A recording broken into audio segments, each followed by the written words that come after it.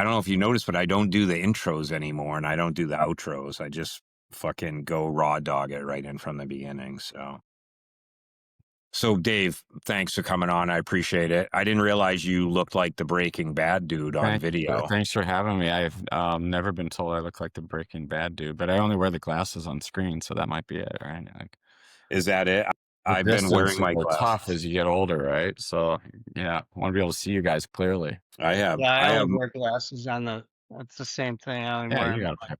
I got another I'm gonna have pair to like everywhere. start carrying them around to read like restaurant menus at night. Like I can't. You don't even want to know. Yeah. I was at a restaurant with Shannon the other week and it was dark and it's a brand new restaurant and it was like fucking 8-point type and like bad lighting. Well, not bad lighting, but mood lighting. I looked at the girl. It's literally a buddy of ours down the street. And I was like, I can't. Yeah, I can only read the big type.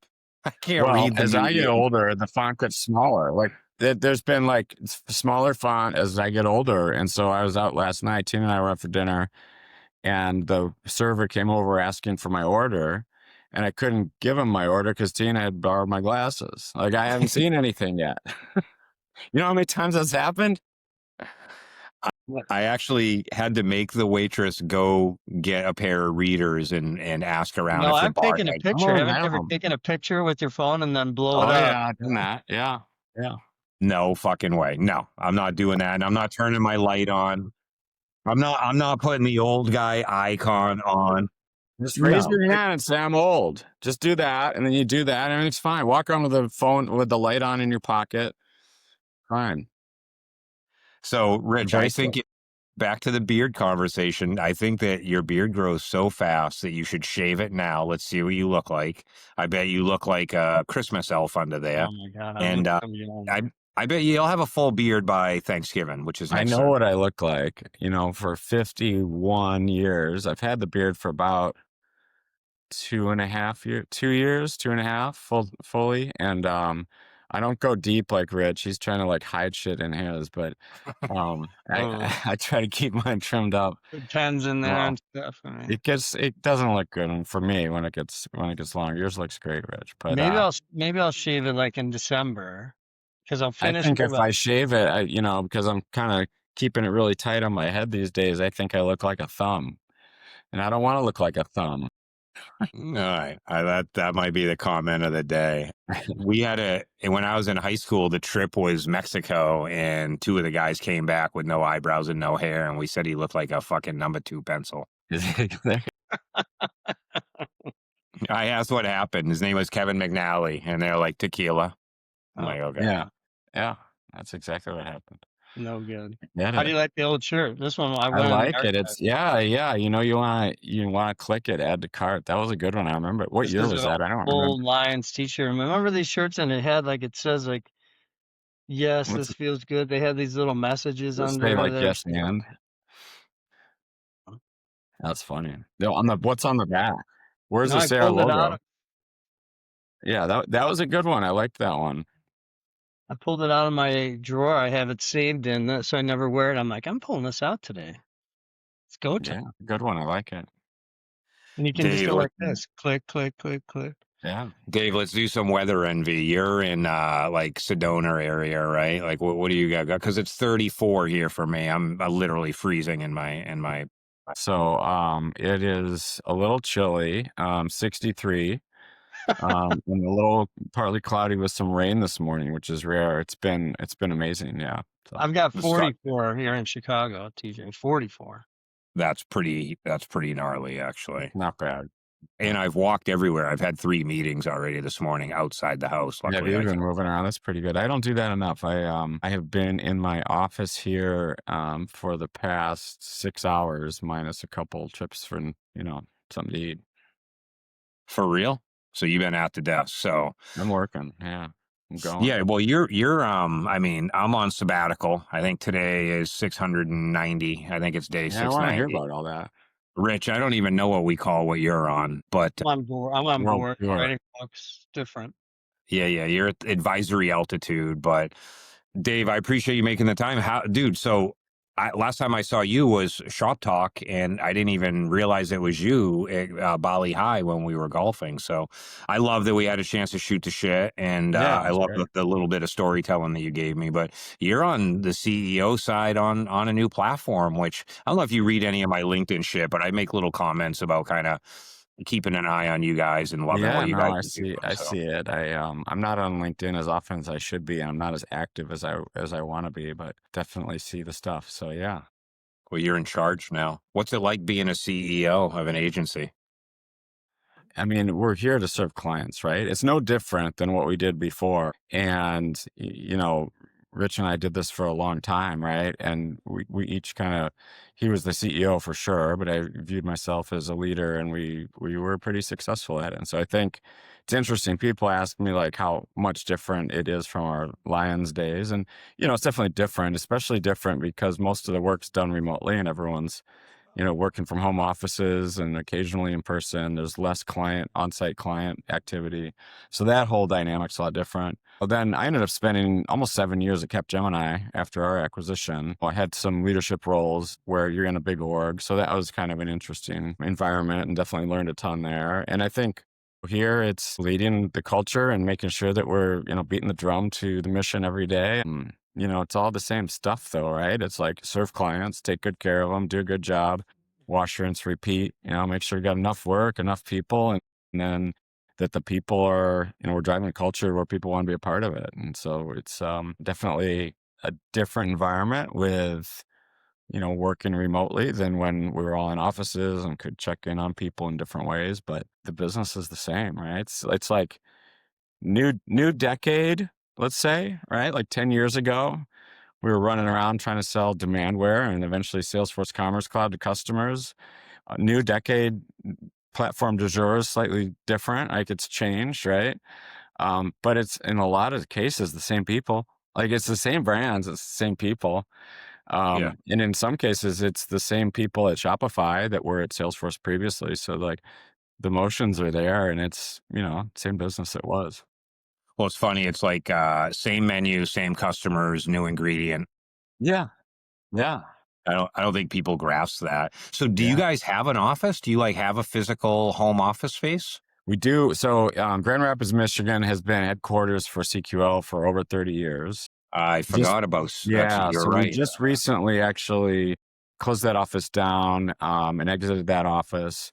And we now have a very small office in Chicago that is headquarters officially, but it's, rarely occupied. So it's more to have an address there and a meeting place for leadership to get together and bring customers in when we need to. I forgot because CQL was like, if I remember correctly, when they started dipping their toe into Demandware, they had like the Wolverine family of That's right. brands, and Yeah. they were such like a good group of kids. I still say Wonderful it, but people. Yeah, like, really smart, highly technical, great engineers that yeah. can solve any problem. They started doing custom software development, and that led to doing a custom software development for Wolverine and all the sites, you know, 70 sites around the world. It was a big, complex deployment. And then along came Demandware, and that's how CQL got into Demandware. So maybe, a different story than the way we at Lyons got into Demandware back in the day, but not entirely different, right? It was like an anchor customer who wanted to move to the platform, and that's what started it all. And we still have some of the original cast and crew from CQL that have been here a really long time, and just amazingly bright folks who know how to get it done. So it's been great. Had- Has CQL been around for 3 decades? 30 years. Holy shit, I didn't know that. Maybe it was so long ago when we peeked in on them. I don't remember when it was, but just seemed like a bunch of good people, like doing good things, good ethics, good Absolutely Midwestern, true. Yeah, very absolutely. rich like. But when did you guys tell me a little? Because I haven't followed a lot of it. I only Yeah, kind of heard late in the game, but like you guys are all in on Shopify. I'm yeah. assuming here, So but like, what was the transition of you getting involved there and then you guys making the turn to kind of being focused up market on Shopify, which I also want to talk about because you're doing it the opposite that everyone else is. You're enterprise, probably weighed down a little bit versus everyone else trying to wade up to the things that, are normal for us, Yeah, right? we can talk about that. So, so we bought the business in February of 24, so a little over a year ago. Oh, wow. Holy cow. So pretty Year and a recent. half. I'm coming up on 2 years. Yeah. Up on 2 years. So, Okay. yeah, coming up on 2 years, and we bought it with Super Sip Capital, and so they've been a good partner with us. And essentially, the original thesis was to kind of continue to grow the Salesforce business and some big commerce business while the Shopify market matures and we get into Shopify for the enterprise space. Well, right. And, it didn't take long to figure out like, well, the Salesforce business was declining considerably, unfortunately. And, the big commerce business, very much appreciate those guys. Travis is great. They've got a great crew over there of a lot of people we know, right, from the past. But it probably wasn't the market for us to double down on. And so our program was, we're working with Shopify to drive Shopify into the biggest brands in the world that are considering Shopify. And so, in some cases we've been successful. In some cases, those are large, long sales cycles, but there's definitely a ton of momentum. And we've had really good success delivering, for clients and being able to get them on the platform and, get to what is kind of the modern optimized platform. Reduce the tech debt, move from Salesforce or custom or Magento or whatever it is, Yeah. and get into Shopify. We'll say it's not terribly different than what we're all doing. It's just a new platform play. Right. So I you talk about guys, that all the time. Like we're at a different place. Like originally everybody built custom, and then along came ATG and those sorts of platforms, and maybe IBM WebSphere, and then version. So that was maybe version 1.0 or 1.5. 2. If we say 2.0 or 3.0 was then in comes Demandware, and it's the easy button. It's so much easier, business Well, you had enabled. you had Fry and Fry, Market, yeah, Fry. There's a Market ton of Live and all that, and then they tried to go client server, then everyone jumped to Demandware. I mean, it was crazy. Yeah, everyone wanted to well, go to Demandware. There's a moment where everyone wanted to go because it's easier. And now we're at that same moment where the space has evolved and Shopify's easier and people want to get there. I think it's kind of funny. Everyone had their decade, right? And the question is, who's going to last beyond that? Like really last? And it's probably a dialogue for a different day. But like, are you guys just focused on Shopify right now at the enterprise space? We still work with, so we work with Shopify across a whole bunch of segments, so we can get into that. We still work with people on Salesforce. Like some of them are currently on Salesforce, considering to move to Shopify in the future. We've got either legacy business or we're helping them with a strategy. And so we're doing a little bit of both, right? But our go-to-market and all of our energy is around Shopify. So that's kind of the future, absolutely. So there's some legacy clients where we're still doing Salesforce work and we're trying to take great care of those customers and, do a good job. We've got some really good people doing that. And then, if those customers want to go to Shopify, we want to be there to help them with that move. So that's where it's at. And we're really, within Shopify, we've been focused on trying to establish ourselves and kind of carve out the niche of the enterprise space. And it's the middle market brands that we all know of the household names, whether it's fashion, apparel, sporting goods, electronics, like all the lifestyle stuff that we've all worked with many of these brands over the years. But they're not moving really. They're moving, but they're not moving. I keep saying there's not an avalanche quite yet. I think we're building to that, right? And so we're really helping Shopify in a lot of cases, make the case for why this brand should move, what the TCO improvements are going to be. We do a lot of work around the strategy and the total cost of ownership and like what the expectations are to move. And it's not just a Shopify, like it's not just replacing Salesforce Commerce Cloud with Shopify. It's Salesforce Commerce Cloud, Marketing Cloud, Service Cloud, any number of other things that they've put in over the years. So it's not a simple move for these merchants, right? They really have to look at like the whole picture and think about the entire ecosystem and move to a Shopify ecosystem. So it's a complex move. Yeah, it's interesting. It's interesting you say that because we've talked on the last few episodes about like this move towards maybe the play with brands that have so much invested in their stack now. Maybe what they really need is a good education and some mentorship on composability and what it means to think like that and migrate like that and move a lot of these things off the platforms that they're welded to now, so that when it does come time to really change out what I would just call the transaction engine, that they can. And I think a lot of that stuff is portable to the platforms. I think most of the integrations that I've done to Demandware are native integrations with some customizations in Shopify or Magento or name your platform. But I think there's a chance for guys like you to go in there and educate and kind of pick up that composability torch that I think everybody's like ignored. Now we're all on AI. Like we didn't finish Omni. We talked about headless. Everyone realized that was a stupid name. Then we went to composable and most people still aren't doing mobile right, but now everything's agentic, right? Yeah, So, I think what we're finding, especially in the Shopify ecosystem, there's a whole built out suite of solutions that are hundreds of things that are really well integrated into Shopify. And the merchants who have spent the last decade on Salesforce are accustomed to cartridges that then need to be extended. You sort of said it yourself, but they're not like app store level plug and play, right? The Shopify ecosystem much more is. And then what we find is when they're looking at like bringing in a new marketing platform to sit with their new e-commerce platform on Shopify, they also need a new service platform. And oh, by the way, the marketing platform and the service platform talk to each other. So the integrations aren't just about Shopify to all these other things. It's Shopify, the entire ecosystem, and having all of that knit together in a way that's, meaningful for them overall. So it's a different way of thinking. And you're right. Like we spend a ton of time working with clients. We do a lot of platform validation work where we're like, okay, current state, future state, and what is the mapping of all of the systems you have today?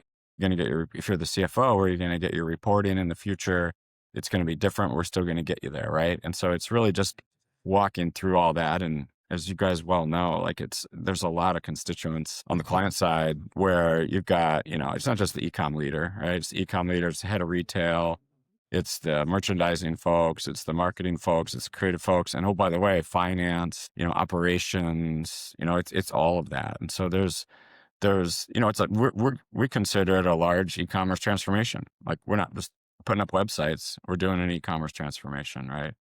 And so I think we're sort of, because of the depth, the 30 years of experience and the work that I did in my past with Rich and our entire team in the past, like that's what we were doing. We're working with the biggest brands in the world to help them move to a platform, right? And you were doing the same thing. And so now we're really in that same spot where our team understands end-to-end commerce and what's involved, but it's not just a transaction on one platform. It's the whole thing. And so I think that's where we're spending a lot of time kind of educating our teams and the market and our clients on like how to best get there. Yeah, I think you bring up an interesting thing. End-to-end commerce is not, there's actually a lot less people that are truly experienced executing that than you would think out there. And I think that it's going to be interesting to see over the next few years who gets it on the agency side, because I think brands, when we were doing it, again, in each different era, it was, they were like 36 and 60-month time spans and views of what they thought the platform can do. And now people are looking at 5 and 10 years out and, where's the planning and what's the strategy? So, but end to end's an interesting thumbprint on there, because that's a totally different ball game. That's like deep enterprise. That's more than. Yeah, it is. It is. And so we spend a lot of time there. And then we also spend time on more of like a standard implementation where it's like, let's, leverage the platform, put in maybe a new marketing platform with it or a couple of things and, build it, design it and go, right? And do great design and launch the site. And so we're doing you're doing more than for anybody who's paying attention, right? We're all old OG Demandware guys, at least in the last genre. But so you are doing marketing, and so you're doing all the periphery things as well: content management, data, marketing cloud, or marketing cloud like service. And there's one, like we're running a transformation right now that will culminate in a Shopify build. But first they're doing marketing. So there's a Bloomreach implementation. There's a new data strategy for the data layer to make sure the data's ready for everything. There's the consideration of a PIM and a DAM implementation to support it all the way back from product management all the way through. There's a marketing platform, I said Bloomreach, but marketing platform going in. There'll be a new service platform that'll coincide with the Shopify build. And then phase 2 is point of sale for thousands of stores. So you get into the whole traditional middle market Shopify, throw it up kind of site. I mean, and we do those. Those are great, and there's plenty of those. I think the market does those pretty well. Like there's a ton of firms that can do that. There's a ton of firms that can do small builds, right? Like that makes a lot of sense. I think we're uniquely positioned to be able to help those folks as well as, true enterprise brands and global multi-brand, the whole thing, right? It's an interesting topic about like how many pieces people are shifting out. Like, why do you think brands right now are like shifting everything out in this sort of journey to ultimately a migration? Because it seems like a lot of stuff to change when Yeah. Not um everybody is, right? Some of them might leave all those other pieces in place and just put in Shopify. Like that makes a ton of sense for a lot of brands. But for many of them, they're on maybe a full Salesforce stack, you see. They're not moving as fast as they'd like. They've got 5, 10, 15 years of tech debt built into it because they've been doing custom development on the platform for that period of time, right? It's not easy. It's the stuff that we all used to do a lot of. And they're looking to clean house and get to a modern tech stack that doesn't have the debt and that enables them better. And so we had one brand that we launched, big brand, great company. They told us that their migration of the entire stack to a Shopify-centric stack, including marketing and other capabilities, was easier than an SFRA upgrade. Like, right? That's surprising, And so what Shopify's done a really good job of is building like true integrations that make it easy for merchants. They're all about enabling, originally entrepreneurs, and now we're seeing it, upmarket. And so are it's you like an seeing app store. It's truly like a better app store, and it's what cartridges were intended to be. I think it's just it's evolved, right? Well, Link got kind of its balls clipped when it went into the app exchange and Right. all of that Yeah. type of stuff. It was on a good trajectory, but are you not seeing customizations and all the like wonky shit we saw with Link cartridges and integrations? Or are you We finding that are. brands are mature enough where they're like, okay, we don't have to fuck with this stuff like we all, because everyone always wanted to fuck with everything. Yeah, that Yeah. was what made things We want to challenging. use the platform natively, except for these 100 line items of complexity, right? True. And we still see that, and so it depends. Like if a client wants to Do you pardon? see less of it though? Like, do you see a maturation on the brand side where it's like, okay, we're not going to put our thumb For in sure. this thing and play with it so Yeah, much? for sure. They say, I want to use native features. Help me use native features really well. And if my team comes to you with more complexity than this small list of things, I want Yeah. to hear about it. Like that's absolutely the Do case. do you find yourself mitigating that gap that's left in the middle of all the shit they used to do that they not gonna like? There's almost this mentality shift. Like we used to have a lot of conversations about like, yeah, no, you're not. You're not going to do those 30 things because 25 of them were a waste of time, and the other Yeah. five were so custom they didn't make sense. But are you seeing that a lot? Yeah, we absolutely have that conversation. I mean, there's some cases where somebody comes in and they say, we want to do everything our current site does. And then we'll build them the list of everything it does and all of the apps we need to bring in to do it and all the customizations and all the stuff. And then they say, no, we don't want to replicate our current site anymore, right? Like it's too complicated. It defeats the whole purpose of moving to Shopify. Shopify makes your life I agree. easier. So like use the platform. It's a rich platform. Use the most you can from it, and then use the partner ecosystem. There aren't many use cases out there that this ecosystem hasn't solved. I mean, I there's agree. very bright people that are doing this, right? So show me a So business that has such complex requirements that if they can't conform to the way an app works in some cases, right? In some small ways, I think if they can conform a little bit, they can be wildly successful using the platforms. yeah. You have like pre-COVID experience, pre-mortgage crisis experience, COVID experience, right? Those are three very different eras. Have you seen coming out of COVID on the brand side and even as an agency leader, a different mentality on how you guys approach things and how you strategize? Yeah, I think a little bit. COVID, I was, sitting in this same chair at my office as a part of Capgemini, and we were about to do this sales transformation. We had just kicked it off. It was a big program. And, we were pretty thankful to not be responsible for payroll anymore and to be in a big company, and it felt safe. And because we were worried, like, hey, if we were still running independently, what would this mean to us, right? And every agency that was running at the time probably had the same fears. And how did we know that it was going to actually be a bump? Like it actually turned into a big bump for the e-commerce and direct-to-consumer businesses out there, right? So a lot of brands grew, invested, spent a lot of money. Then it maybe leveled off a bit post-COVID, right? As things settled down, especially like, furniture businesses where people built out home offices and spent more money in their homes. Some of those businesses stopped spending so much. And so now total cost of ownership they built this big tech empire of Salesforce or just other things. And suddenly they're like, oh, I got to get my costs down. Like I got to get more efficient here. Right. And so we definitely see people thinking about using native features, to the fullest extent they can.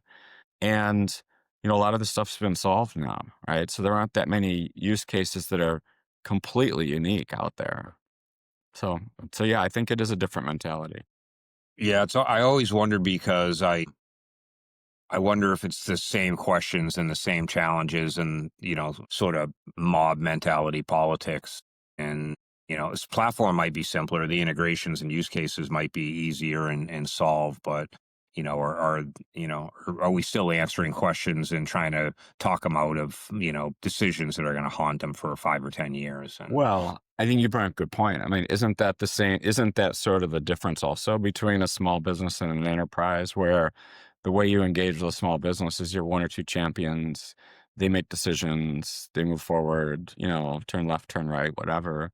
But when you're working with a large enterprise, it's like a multi-dimensional bunch of people who all have input and so how you navigate that project is different, right? And so the change management aspects of it, training them up on the platform, training the finance team and where they're going to get their reporting on operational issues, right? That's, a whole different department that maybe didn't weigh in on the platform decision, or maybe they did, right? But so you've got to kind of have a team ready and you've got to think about your engagement across all of that.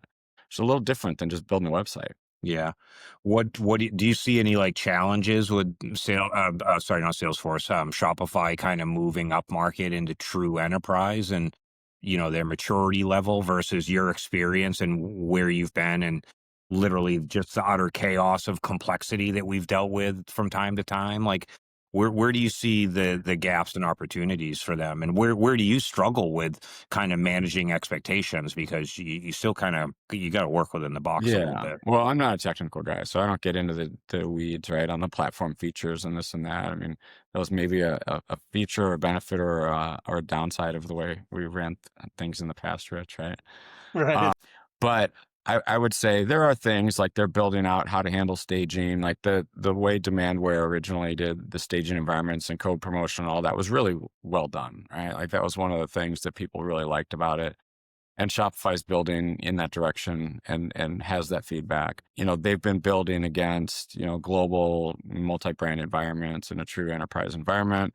That was something that Demandware originally did really well. And some of those brands that have many, many brands in a global deployment, they're going to be a little slower to move until until they see others do it, right? And so we're in those discussions and in those projects where we're making that happen. So it absolutely can be done, just might be done in a little different way than the way folks are used to doing it. So if you can get people to our clients to kind of disconnect from how they do it today and just focus on what we need to get done, we're in a good spot. In terms You of do Shopify, they're doing a great job. I mean, they're growing. Nothing's ever perfect. It's a technology and software business, right? But it's people there doing the work day to day, and so they've got a lot of really experienced people that have come over from other platforms, from Salesforce. They've got a lot of former Salesforce people. They know how to sell into enterprise brands. They understand it, and then they've got others who are making their way up, and no different than anyone else. Like they're working through it. They've had some changes recently, but they've got a great product. They'll be in a good spot. Yeah, I saw the changes. It seems to be a lot of chatter about it, but again, I think they're just thinking the right way. They got good leadership, and they still have their core team is still pretty strong, and they did bring a bunch of savages in. They know the enterprise market. We just need the platform just needs to meet them in the middle, I guess. Yeah, I mean they're growing great. They're doing really well, right? So I focus on like what can I do every day to make sure that we're helping them be successful and then helping our clients be successful. And it's kind of symbiotic, right? Simple as that. Well, I think the idea of a primary and secondary instance group and code promotion and staging and dev and QA is like going to be a big unlock for them. The question Yeah. is like, who's going to be the first person to like go in the press release saying that it does all the things that most people, because if it didn't exist in the past, you built it anyway. Demandware is the first one that built it into everything. That's right. That's right. And so we navigate around it with that, and it's good, and they're evolving things, quickly. Yeah. So has your job not, so you're a CEO now, right? And you had senior leadership position at Cap and, obviously your richest partner and with Norm at Lyons. I mean, any fundamental differences in kind of how you lead the business today and what you do day to day and quarter to quarter now versus before? Well, you got to bring up the major difference, and everyone would talk about it. Working with PE, I mean, that's a major difference. That's there's some differences there. I mean, let me hit on that in a second. I think, first time CEO, I tried to take an ownership perspective always, in our past, and I think You that did helped. for sure. I mean, you were co-founder. I mean, you were there from the beginning, so there's no Yeah, that you owned the business and the success of the business. yeah. I think you are kind of the collection of your experiences, right? And so, I take things from all the people I've worked with in my life that go back to my first job out of college, and to working eventually with Rich, and to you take the pieces. It's a mosaic, right? And you take the pieces that you think were successful, and then you think about the things that you would have done differently, and you try to put together your approach. And hopefully, I try to be authentic and honest with people and straightforward, and also like beat the drum of this. We're on a very clear mission, and we know what we're trying to accomplish, and yeah, try to be constructive and hold the teams accountable to the right level. And we've got great people around us, so that helps as well. We've got a great teams.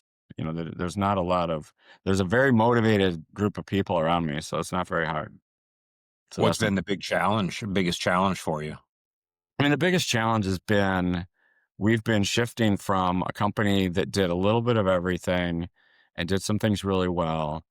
But we now, in the world that we're going after, we want to be, a leading Shopify agency, if not the leading Shopify agency. We had to make a big pivot. And so we had to fill the bucket of business that we had in the Salesforce industry or in custom with new work in Shopify plus grow, right? And so that hasn't been an easy maneuver to get there, but we've had a lot of successes, and we've kind of proven the model, and now have a ton of momentum where we're really partnering with Shopify, we're helping them win in the market, and we've done a lot of things to kind of build credentials to prove it, and then now that's turning into opportunities that we feel really good about. So that that's been pivoting the business from what it used to be to where we're going is not an easy shift, right? And that's been the thing that's probably been the hardest thing.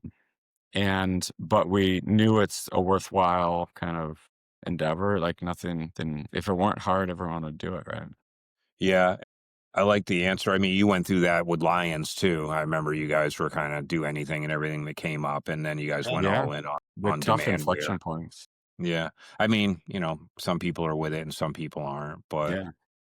it is interesting. What your PE, are they hands on or hands off? I'd say like middle of the road. Yeah, I Yeah. mean they're definitely engaged, and Ben and Stu have been, good partners. They're really supportive. They do understand the market. Ben had been an operator of a marketing firm and had a really successful exit in his past, and Stu was involved with Hero Digital and M&A and an investment banker prior to that, and so some good backgrounds to support us, and just a lot of energy ready to go, and trying to do good things in the world. So it's been good. It's definitely a different program than the way Rich and I operated in the past. You're walking kind of a narrow path in terms of how much you can invest in sales or marketing or what, managing to a budget, and basically, some constraints that, every business has constraints, but they're very bright lines when you've got a private equity, owned business and supported And business. do And you have TJ, you now? guys kind of pivoted to that, right? I mean, you guys had to make that kind of shift. Who, me? Yeah. We did, but we had kind of what I would call hands-off private equity. So they were more like, you're doing great, keep doing what you're doing and go, go, go. Like we actually were told that we might be too concerned with margin Okay. for what we were doing. And we were told to not be as concerned at one point and I to mean, maybe Dave and I just, were kind of in the beginning, we weren't probably enough concerned about margin, if you can imagine. Yeah, Like, there's some of I that. mean, we stayed away from private equity because we're like, we wanted to do what we want to do. And we were kind of fine for a while, losing money, breaking even. It wasn't easy, but we didn't have someone saying, you can't lose money or you can't do that. yeah. It wasn't until we were purchased that anybody came in and clamped their hands around us and told us that the priority was profit and at the sacrifice of all other things. So we had a magical private equity partner in BV Investments, and you know. I don't know if anyone listening knows the difference between hands on and hands off, but some private equity is like they're in there. They put somebody in there. They're there every day. They're in all the meetings, weekly stuff. And hands off for us was, we talked with them frequently, but, we were on calls. We showed them quarterly numbers. We did monthly meetings, but we ran our business. They invested in us for a reason, and they knew not to play with that. But I've heard other stories where it doesn't go like that. It was when we got bought that everyone was like, oh no, you need to, if you don't meet this number, you need to start ruining families, which is what I called it. So, but We kind of learned some of that when we got bought by Capgemini. The world changed. Yeah, there's yeah, I definitely don't, targets around profitability that are kind of the number one thing. And, for yeah, us, yeah, yeah. But we've at the had to really, sacrifice of people, and there's a yeah, fine line there. Like, I don't like that at all. Yeah.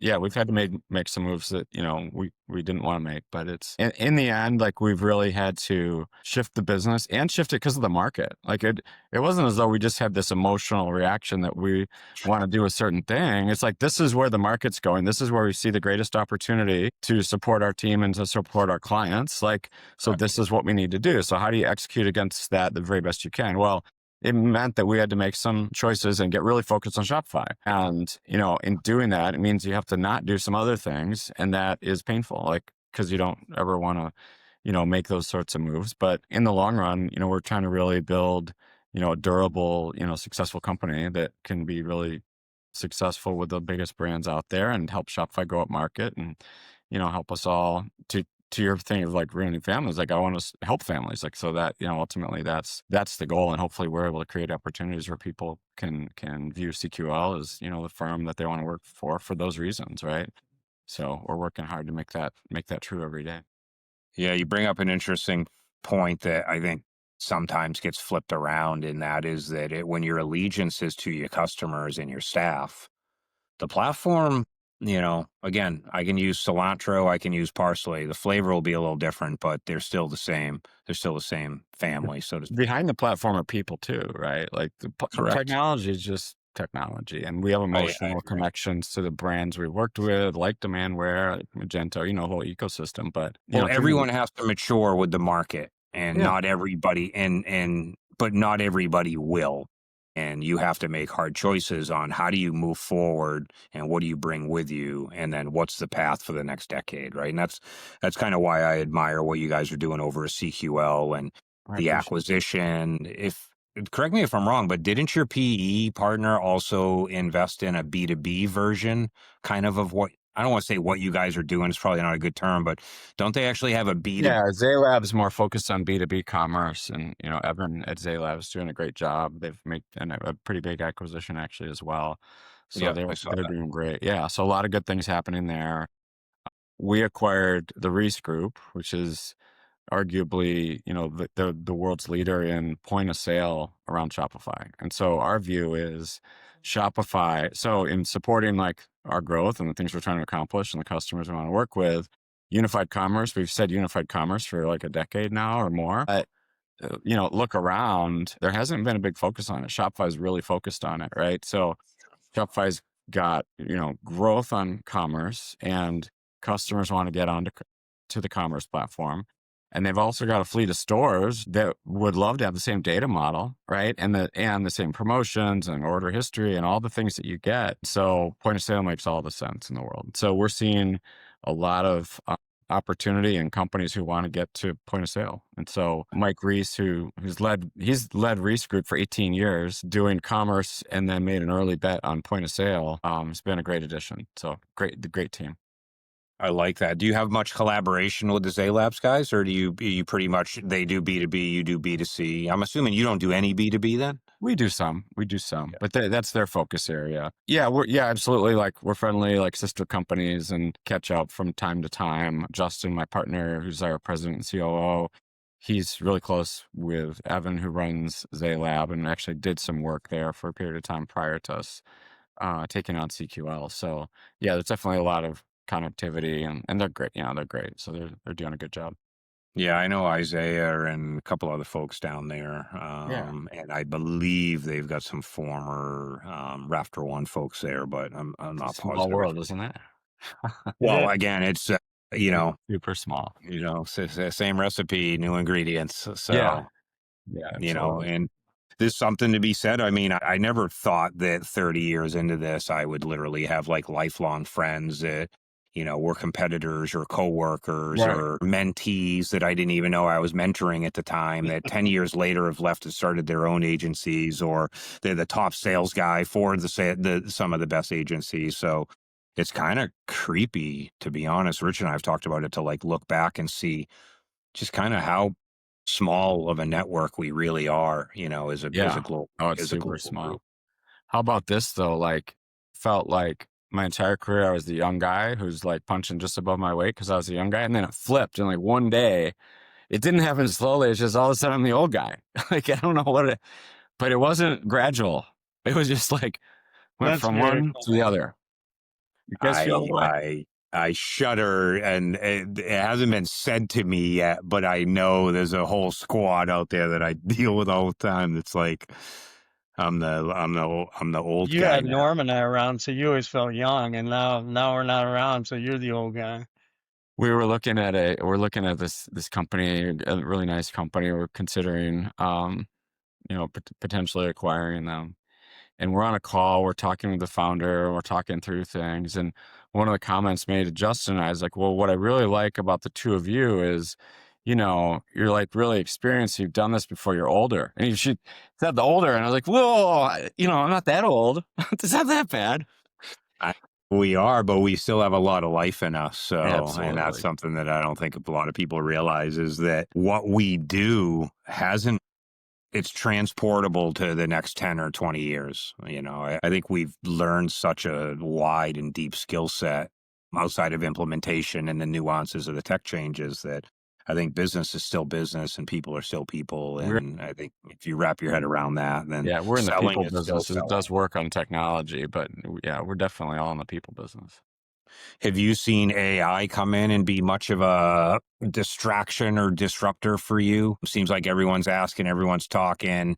I don't know if you've seen the recent Salesforce announcements of like, everything's fucking agent force or whatever now. I've heard customers who haven't seen it as strong as the marketing says it is in that case. But I think for sure it's a part of every conversation. And what we're finding is, I talked about that whole ecosystem of all the Shopify solutions that plug in together and are really kind of natively built.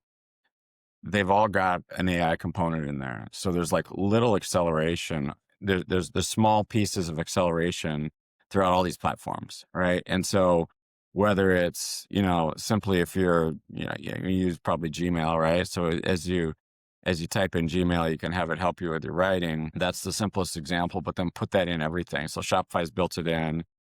People can ask Shopify, in the back end questions about customers or orders or whatever. What kind of merchandising should I do? And you'll get the answer and it'll configure for you.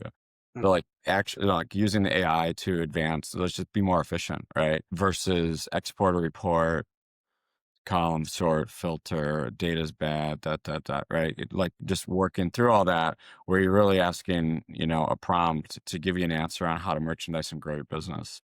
Like do you find it pretty Do you impressive. find it do you find it disrupting what you guys are doing much, or is it just part and parcel of the dialogue? Because you're on the service end, you're doing implementations. Like, is it just daily chatter, or do you find it actually is becoming somewhat disruptive with how youthful it is, and how a lot of enterprises or brands in general trying to still struggle how to put it to work the right way?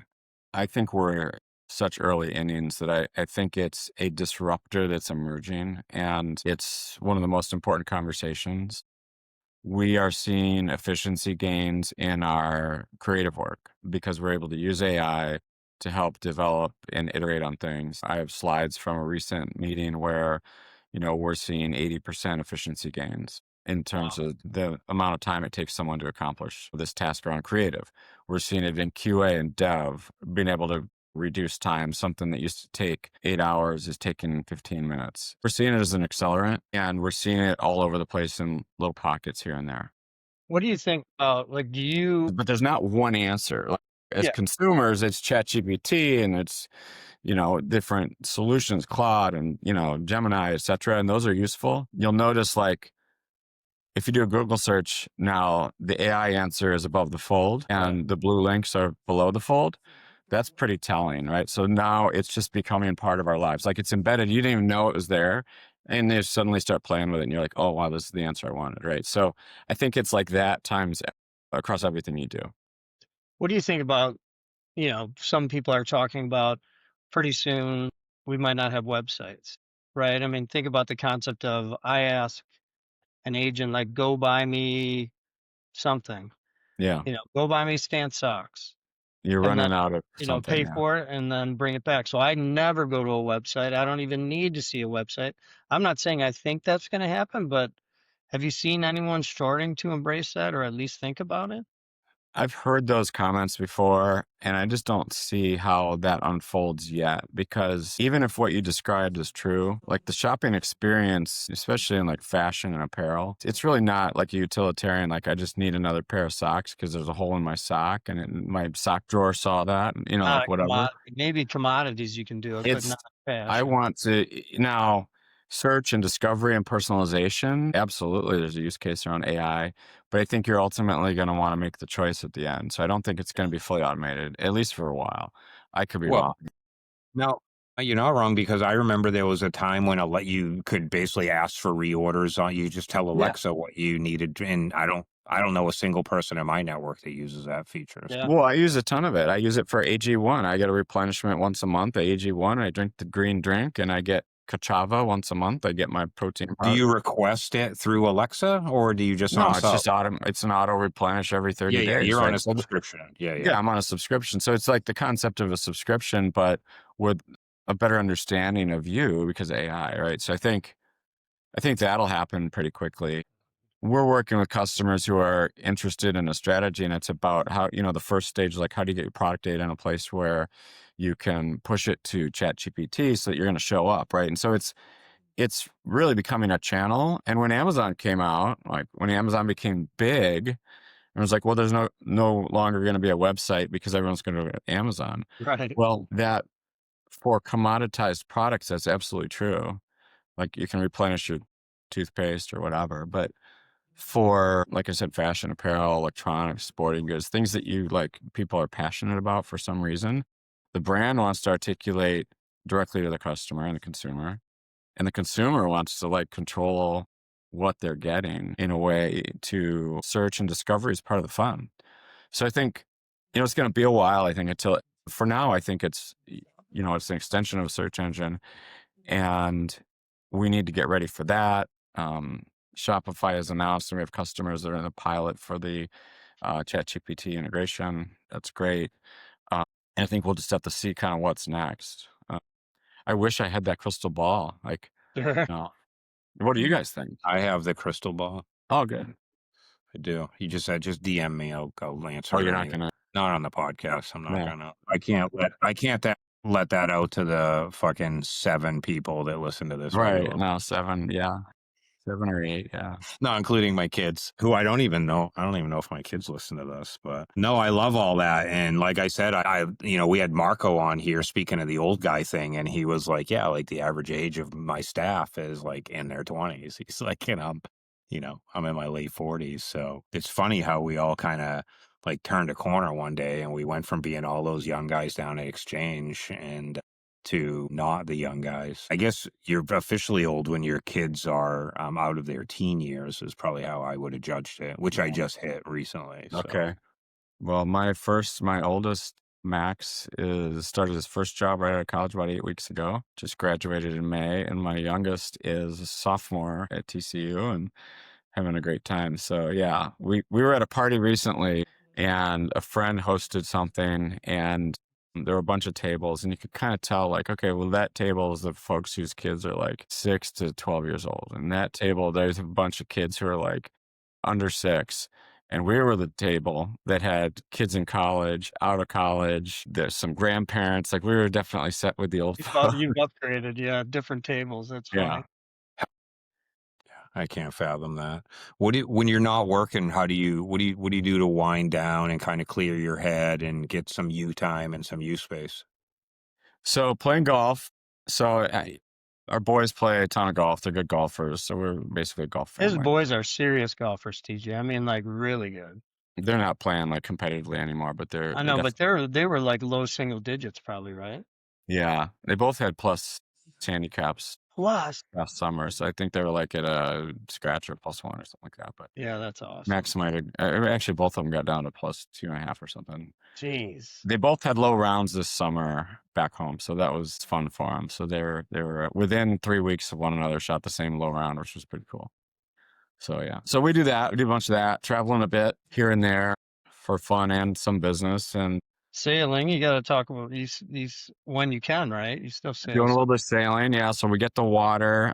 Spent a couple weeks up in the Newport area this past summer. Got Starlink, so you can kind of get to the internet, and got virtual screens, so it's all good. That's great. So a little bit of that here and there. So yeah, try to do it all, but pretty focused. I mean, this summer was probably the least golf I've ever played in the last 10 years because I'm working a lot. Like we're busy. There's Yeah, you're in build mode, and yeah, we're grinding. Yeah. There's a lot of hustle in there, but you might, I mean, anything other than golf and that, like your weekly routine that kind of keeps you like sort I of get to the grounded. gym 3 to 4 days a week, so I get that. I keep that going. So we've got Lifetime both here and back in Illinois. Yeah. So I do that, golf, play a little tennis over the summer. Didn't play much this season, but a little bit. I grew up playing tennis, so Dave's a good tennis player. Probably better than golf. yeah, better tennis player than golf. But I feel like I always tell people, like, I've played tennis since I was very young, and so like I certainly have a lot more to learn and get better or whatever. But with golf, like I might have, let's say I spent every day working on tennis, like I'd have 20% left to learn, just to pick a number. With golf, I've still got 80% left to learn. And so it's just intellectually, I like it. And plus the boys are into it, and, it's a good time. So doing a little bit of that. So yeah, golf, tennis, a little travel here and there, and grinding. Going to Shop Talk. I'll see you on the golf course in Shop Talk, I think. And you have to take your wife out for some dates. Let's not forget that. Yeah, I right? went out for dinner last night, so it was good. Oh, date nights are a big deal. I'm not doing the circuit. I'm being asked to maybe go to NRF, but I think this is the year that I've decided that I think I don't. You guys were both covering all of it. We were doing all of them. I mean, I didn't go to I don't know if I'm going to go to NRF. You're going, TJ? Well, it's only an hour flight for me, so Yeah. it's down the street. But I went to the shows because it's where everybody Yeah. I know is. That was it. It was just Right. like a big hangout with everybody. I didn't have any reason to be there. I mean, I do a lot of meetings and answer a lot of questions, do a lot of advisory work. But this is the year where I'm like, I don't want to do E-Tail West, and I don't want to do shop and any of the This shop. was the first time in a long time I didn't go to Dreamforce. Yeah. Again, no interest in reading stories that aren't going to be real for a year or never. And NRF I might go to just because it's a big concentration of people and I love New York and it's very close. But Yeah. Vegas is like a spider's web for me. Like I'm out all day with everybody and then you know, I still run the midnight to 5 I used to get after that, and it's a lot. It gets old after Can't a do that while. anymore. So let me turn this around. You said sabbatical. You keep saying you're on day 600 or something, a sabbatical. Are you going to get back into the game, or is your Mm, sabbatical, you're easing into retirement? What does that mean?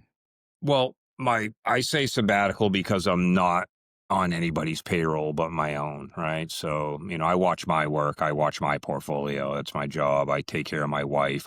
My youngest is a sophomore in college. And it's like me time. I mean, I lost myself for 35 years. So I would love to get involved, but I don't know where, I don't know how, I don't, what do you go do? I don't want to be full time. I definitely don't. And I'm too much energy for anybody to handle me full time. So if anybody was looking for fractional help or anything like that, or spot, support or consulting or stuff, I would consider it, but I don't want to be on somebody's payroll. I don't want to be responsible for families anymore. Gave me brutal anxiety, and I don't, a lot of people don't understand, like, Dave, I know you go through it. It's like you're worried about every one of your staff members and their families. And every time something goes on, you're not supposed to worry about it, but you do. And Oh, you do absolutely. care. Yeah. So I don't know. We'll see. I do a little consulting here and there under the DL, but I don't know. And I have a buddy that literally told me at the DWRE reunion, he's like, just relax and be happy and do what you want to do. And if something comes up, it'll come up. And if nothing comes up, that's okay. You got enough other activities. So, Okay. I'm kind of settling into that mode. But again, if somebody came to me, I mean, I've never turned down helping anybody, but I don't know. We'll see. There's a part of me that doesn't think anybody would want to work with me anyway. So, what's that, imposter syndrome? I forget what they call that, but It is imposter syndrome. We all have it though. That's the amazing thing. Yeah, exactly. I broke 20 for a handicap. I'm pretty excited, but winter's here, and that's I don't from find not playing golf at all. And that's pretty good. yeah. I mean, that sounds like a project. Get that Well, thing. I had a 7-1. Rich, what was the lowest you ever had in your index? I think my lowest was 9 something. I mean, I got under 10. I was happy to get, but I don't think I ever got under 9. 7.1, and then I just jumped up and I can't break good numbers lately. Well, I heard that when you're that low, it's actually really hard. But I just started golfing, Dave. Rich was saying like a year, April of next year will be 2 years. Like, oh wow.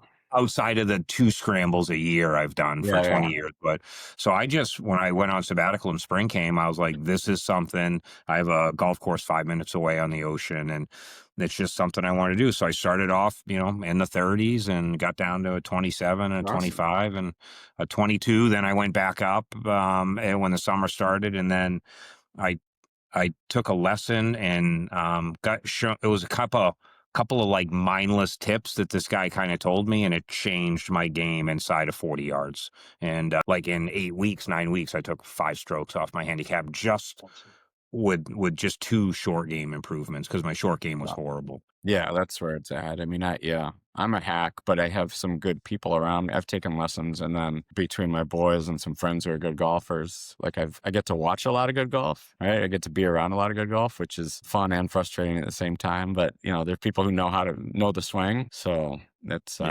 See, 12 is an unattainable dream state for me. You can get there. If you've only been at it 2 years and you've got time to work on it, get a swing coach that you go to once a week or a couple times a month, and you'll get there. I shot my best 9-hole score ever just this year, like a few weeks ago when it was warm here. I shot a 36. I've never really. Was that even? Is that even at Evanston? Even par, but I was at Chicago Highlands. Okay. Now ask me what I shot on the front 9. What'd you shoot on the front 9? 45. 46. I went 46, 36. Yeah.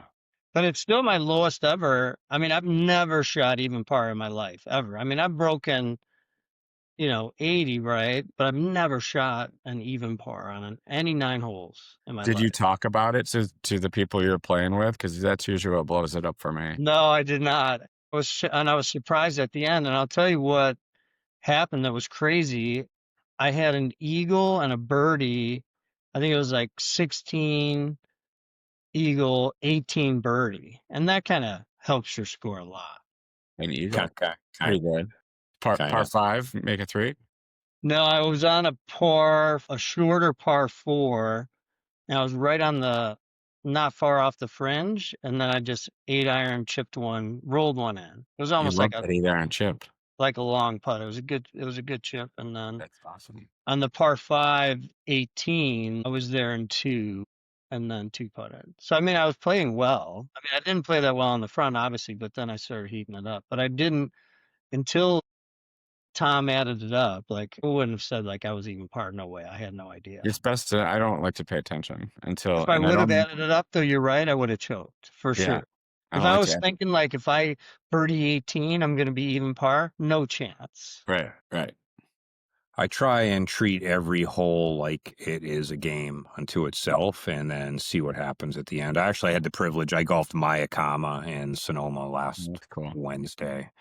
How was in a that? I mist. heard about it. It was stunning. It was 62 degrees out, which they were like, "You really want to golf? It's 62." I'm like, Cold "Dude, today. it's like 45 at my house." So Right. yeah, it was stunning. We golfed with Noah Dorrance, who owns Reeves Wines. He was a former founder of Banshee, and get some good holes and some bad holes. And I had rentals because it was only one round, but it was actually a lot of fun. So It's awesome. I knew we'd come to golf at some point, Rich. Right. With the three of us, for sure, now that you're playing. Exactly. Well, Yeah. if you make your way to Arizona over the winter, let me know. We'll have to get out and play. Rich, I would come out there just to golf with you, to be honest with you. Let's do it. I'm already looking at flights with the 3 airports around me through winter to see who's got the best flights and the most convenience for me. Because I got a buddy in Nashville. I got Dylan, obviously. I got a buddy down in Boca. Those are both the same exact distance. And of course, I got friends in Sonoma and Napa too. But the weather out there is kind of like one day it's 70 and the next day it's pouring out. So Yeah, we get a little of that. Next year, you guys got a trip to Ireland, though. I mean, that's when you're gonna love golf. Did I told you the story where my buddy was like, "Is Rich's house the greenhouse on Dukes that's under construction?" And I'm like, that's the one. I mean, isn't that crazy? Like, come on, how small of a world is that? I mean, That's that's wild. crazy. That's actually amazing. Dave, any other questions for us while we have you? No, what do you guys see out there? You talk to everybody in the industry. I talk to as many as I can, but like, what do you think? Where's the business going? What's your AI take? And what's your Shopify take? My Shopify take is if they can crack the enterprise puzzle and get this realm topic solved and make it a little bit more conducive to working maybe just slightly outside the box, right? And you've heard the work in the box concept. I think they're going to crush it, and I think that they're going to probably have a 2-decade long run until some other to be named tech that is fully AI based comes in and kind of takes everything over. That's that. On the agency side and just on e-commerce in general, I just think we're in like those wonky like wonder years period right now. I think that we got a lot of bigs struggling to come down into the mid-market that are used to getting a lot of money for a lot of work and are trying to figure out how to survive with different budgets, different timeframes, different expectations. And you got a lot of young guys and girls that are trying to come up and figure out how do they get into our realm, because, the reality is the average deal and the average time frame is generally, if you look at them all, they're actually very, very small. So everyone's trying to figure out how do they come upstream without mentorship and so many animals from the enterprise coming down to the middle. And then there's that whole squad in the middle that's trying to figure out how the fuck do they feed their kids on, a project that is now 15% of what it used to be. Yeah. So I think we're in an interesting time, and I think it's an opportunity for agencies to rethink what it means to be an agency. So I think the play is composability, and I think that instead of being an e-commerce agency, you've got to be, or a platform agency, you've got to start thinking about what's in the best interest of the enterprise, and whether they switch transaction engines in 9 months or 59 months should be irrelevant to you. You should be in there riding them as long as they'll listen to you on this composability train. That's how I Yeah. feel about it. So, Mhm. and I do think AI is going to upend everything. I think the agentic commerce thing that everyone's been talking about, I don't know, it's like all of a sudden today it's everywhere. everywhere. But people need to like slow their roll a little bit here. Okay. The fucking ChatGPT agent API doesn't even support variations or subscriptions. So there goes all apparel, footwear, and anything that I might want more than a onesie, twosie of. Yeah. And, but I do think I I do think we're like at the precipice of such a fundamental shift in how people search and shop and transact and just educate and gain knowledge for themselves. I don't think that everybody really quite has a grasp on it yet. Yeah. And I think it's going to be amazing. And I think if you can hang in there like you guys are doing, that's why I love watching kind of what you're doing from afar. And I love what Marco's doing, and I love where Shopify's going. And I like all these agencies that have put meaningful AI in their products. I just looked at Uniform's product a couple of weeks ago, and I was shocked at what they're doing. They're kind of like I don't know, like I guess I'd call them a CMS, but they're actually more than that. But I don't know. I think we're a little over our skis on the agentic commerce thing right now. But I also wonder if the LLMs are actually getting dumber. I think there's so much input in these things now that I think that all of the stuff that they scraped that was real valuable knowledge has been tainted by all the new shit that's been fed into it that people are up asking and clarifying. So I don't know if you've noticed, but The AI reading the AI, like it's reading its yeah, own hallucination, and then it's Yeah. iterating on that. I don't know. more and more, like a lot more. And so I think that's going to be an interesting thing. I question what's next after what we call LLMs now. Like it's that next iteration that I think is really going to be the disruptor. Because right now it's still just next best. And the problem is the body of knowledge that it's pulling from is getting dumber is probably a bad word, but it's moving towards the middle, right? Yeah, It's not. it's not absorbing much new, right? Well, it's new. It's absorbing too much new influence, but too much new uninformed influence. It's like the TikTok generation that thinks after 20 seconds that they've mastered a topic, right? Like that's where kind of LLMs are sort of heading for me. But we'll see. There's a. I still think we're a very privileged group to have an opportunity to participate in this stuff Oh, and for see sure. it and know what it's really good at Yeah. and how to really put it to use. And that's a small percentage of people. Like anyone could go to ChatGPT and type shit in or Perplexity, but very few of us really know kind of what's going on and where this is all going to kind of Yeah. Oh, it's a mature. fascinating time for sure. Absolutely. And stay tuned. We'll see good things with the Shopify builds and launches. So stay tuned. Hope to show you some good stuff here. I super appreciate you taking the time. And Rich, as always, good to see you. I'm still in Chicago, freezing your ass off. Dave, thank you very much. And for anyone still listening, thanks for tuning in to another episode of Tea with Rich featuring Dave Barr, CEO of CQL. Bye, everyone.